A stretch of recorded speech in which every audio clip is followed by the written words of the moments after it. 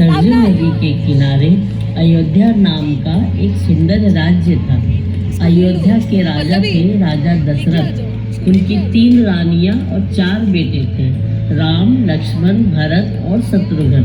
जब राजा दशरथ ने राम को राजा बनाने की घोषणा की तब सभी लोग बहुत खुश हुए, लेकिन रानी कैकेयी खुश नहीं थी। महाराज, क्या आपको याद है आपने मुझे 2 वर मांगने का वचन दिया था। आज उन वचनों को पूरा करने का वक्त आ गया है। तो मेरा पहला वर है भरत को राजगद्दी और दूसरा वर राम को 14 वर्ष का वनवास। ये झूठ है, ये झूठ है। तुम कहीं नहीं जाओगे मेरे राम, तुम कहीं नहीं जाओगे। तुम्हारे बिना ये अयोध्या सूनी हो जाएगी। संभालिए अपने आप को। बेटा, मैं मेरे इच्छा के विरुद्ध तुम्हें वनवास भेजता हूँ। जैसी आपकी आज्ञा पिताजी, मैं जल्दी ही वनवास के लिए निकल जाऊंगा। कुछ दिनों पश्चात राजा दशरथ से अनुमति पाकर राम, सीता और लक्ष्मण के साथ वनवास के लिए चले गए।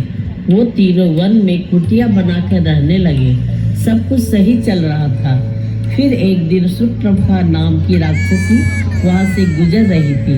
तभी उसने राम और लक्ष्मण को देखा और सोचने लगी, ये दोनों बहुत ही सुंदर है और बहुत ही ताकतवर भी लगते हैं। मैं इन्हीं में से किसी से शादी करना चाहूँगी। हे वीर पुरुष, मैं आपके रूप और सौंदर्य से बहुत प्रभावित हूँ। क्या आप मुझसे शादी करोगे? परंतु देवी, मेरी शादी हो चुकी है और मैंने मेरी पत्नी से वादा किया था कि मैं एक ही शादी करूंगा। जब राम नहीं माने तो सुप्नखा लक्ष्मण के पास चली गई शादी के लिए मनाने। उसकी चिकनी चुपड़ी बातें सुनकर लक्ष्मण को गुस्सा आ गया और उसने सुप्नखा के नाक और कान काट दिए।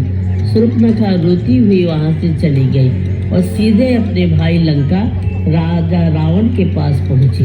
रावण ने सुप्नखा की बात मान ली और वह एक मायावी राक्षस मारीच के पास गया।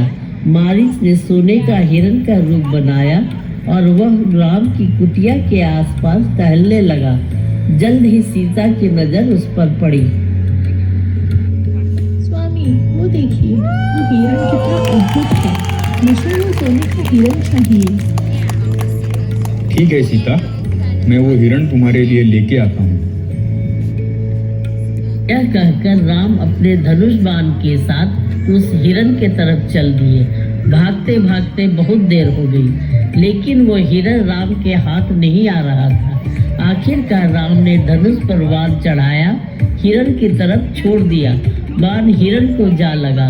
बाण लगते ही मारीच अपने असली रूप में आ गया और आवाज बदलकर राम की आवाज में कहराता हुआ चीखने लगा, हाय लक्ष्मण, हाय सीता, बचाओ। लक्ष्मण, तुम्हारा भाई किसी मुसीबत में है, तुम जल्दी जाओ।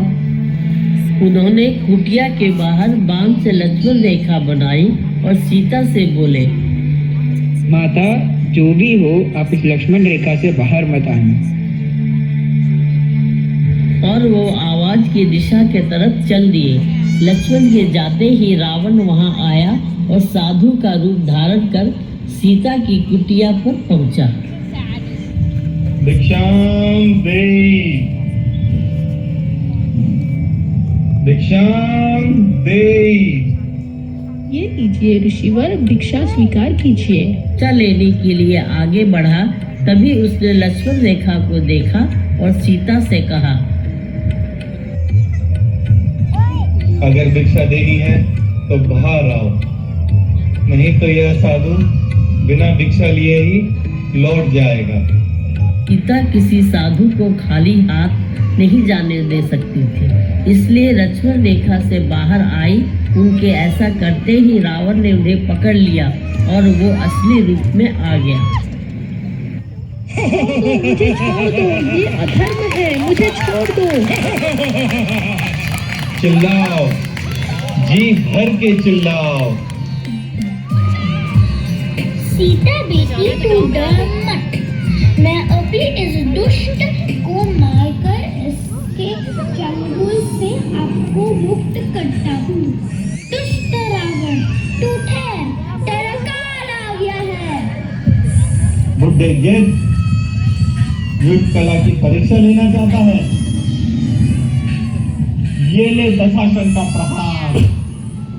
श्री राम श्री राम श्री राम सिया राम। अवन ने जटायु को घायल कर दिया और सीता को लेकर लंका की तरफ चल दिया। कुछ समय बाद वहां राम और लक्ष्मण सीता को ढूंढते हुए पहुंचे। घायल जटायु को देख वो चिंतित हुए। जटायु ने उन्हें बताया, लंका नरेश रावण सीता का अपहरण कर ले गया है और उन्हें मार्ग भी बताया। जटायु के कहे अनुसार राम और लक्ष्मण लंका के तट पर पहुँचे। रास्ते में उन्हें जामवंत, सुग्रीव और हनुमान भी मिले।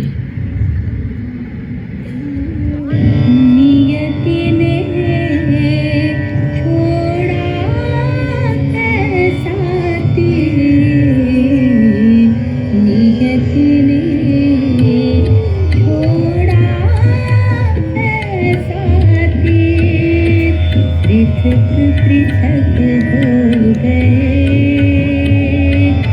पृथक पृथक हो गए।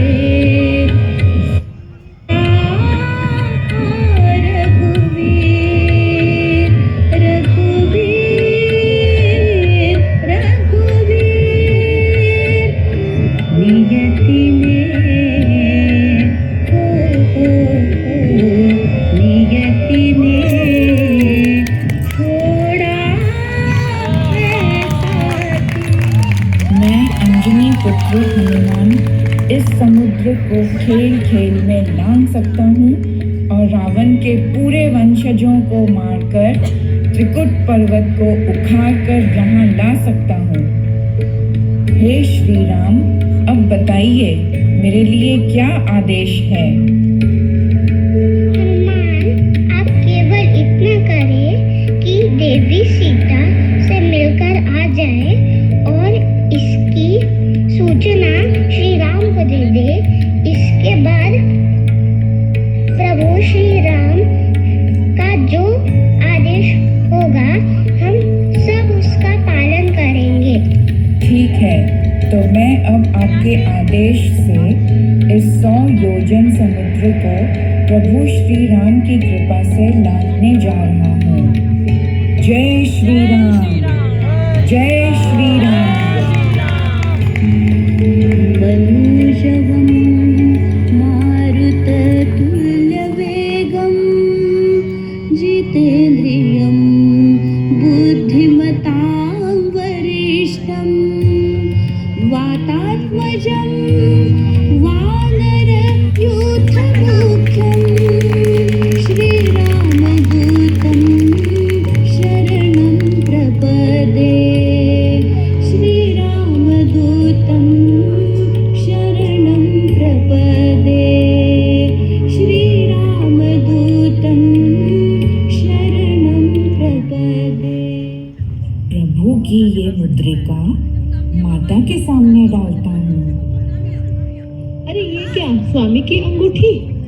ये कोई अनहोनी तो नहीं? कहीं रावण ने उन्हें कुछ नुकसान तो नहीं पहुंचाया? यह अंगूठी तो उनकी उंगली में थी।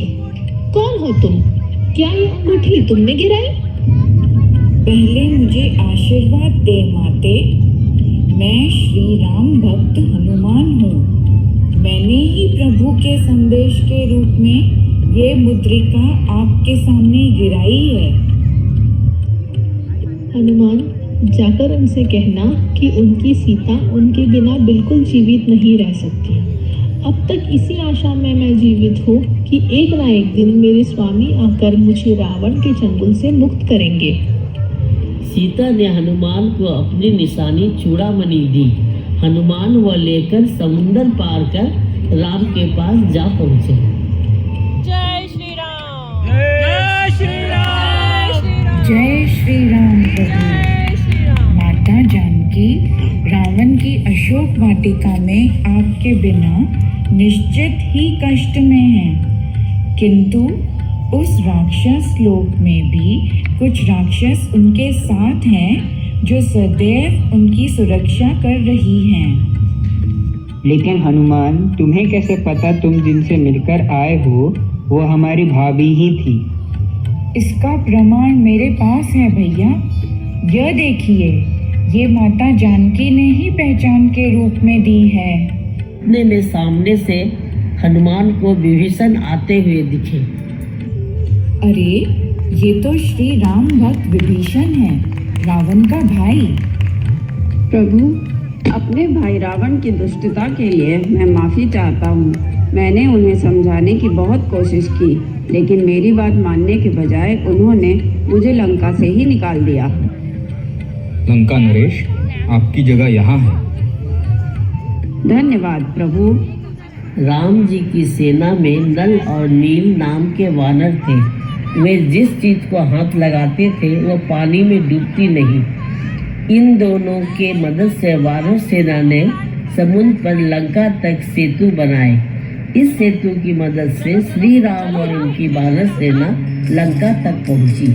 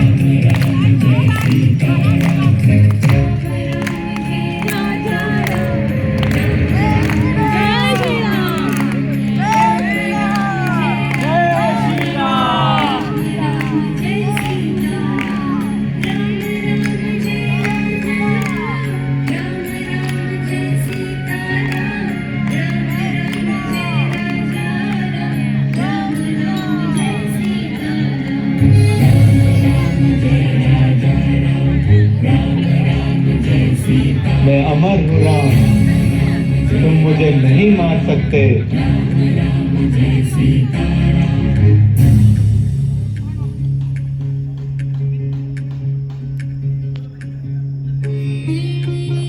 श्री राम, मेरे भाई रावण को मारने का एक ही तरीका है।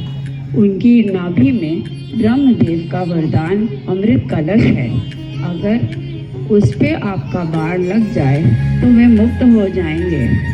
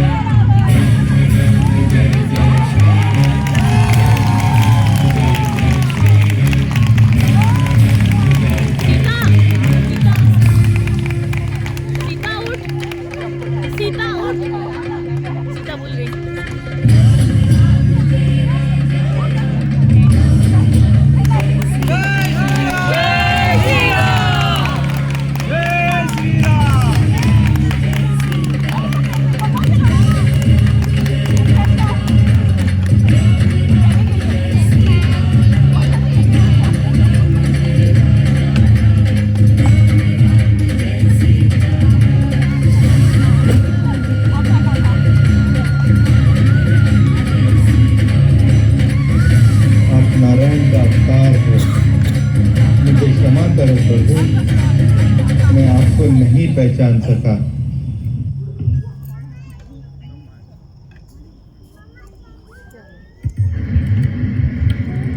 बहुत समय पहले की बात है।